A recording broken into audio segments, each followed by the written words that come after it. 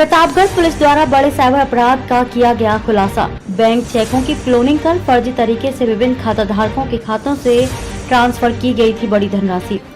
Banking system की कमियों का उठाते थे साइबर अपराधी फायदा। 3 साइबर अपराधी को दिल्ली से गिरफ्तार किया गया।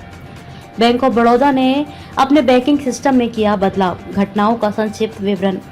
दिनांक 27 मई 2023 को थाना जेठवाड़ा में क्षेत्रांतर्गत स्थित बैंक ऑफ बड़ौदा शाखा डेरवा के एक खाता धारक के खाता से फर्जी तरीके से बड़ी धनराशि कुल 11,74,100 रुपए ट्रांसफर होने के प्रकरण में प्राप्त तहरीर के आधार पर मुकदमा अपराध संख्या 97/23 धारा 409, 419, 420, 467, 468 और 471 भादवी का अभियोग बनाम एक अभियुक्त पंजीकृत किया गया था।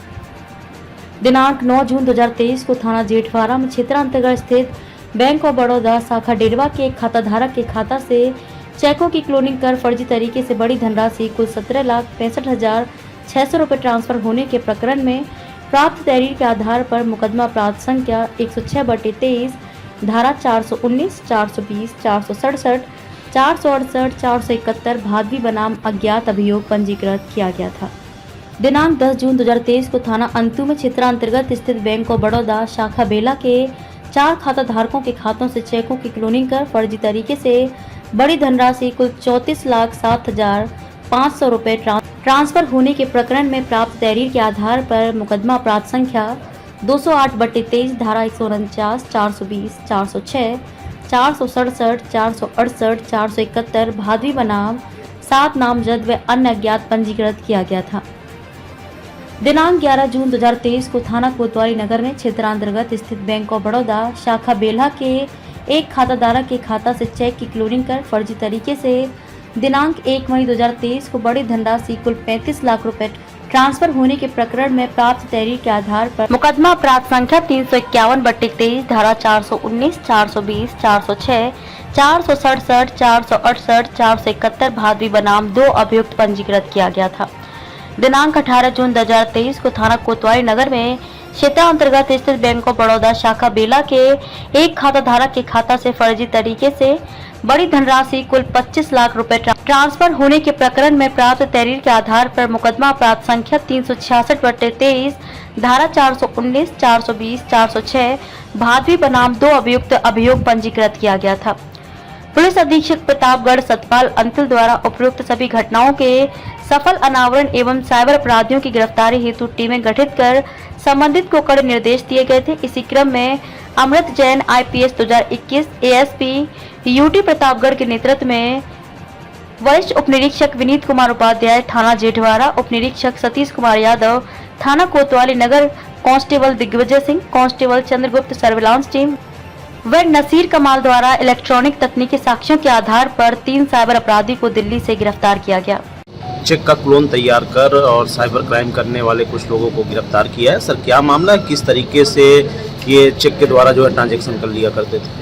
देखिए, ये चेक को क्लोन करके कुछ अपराधियों के द्वारा बैंकिंग सिस्टम में लूप होल्स का फायदा उठा के प्लस कर्मचारियों की संलिप्तता और लापरवाही के दृष्टिगत कई मामले संज्ञान में आए, जिसमें कि चेक क्लोन करके ये खातों से पैसे दूसरे खाते में ट्रांसफ़र कर लेते थे। इसमें ये फर्जी आधार कार्ड, पैन कार्ड और फर्म रजिस्टर करा के अकाउंट जनरेट करवाते थे। उन अकाउंट में फर्जी क्लोन चेक के माध्यम से ये पैसे ट्रांसफ़र कर लेते थे।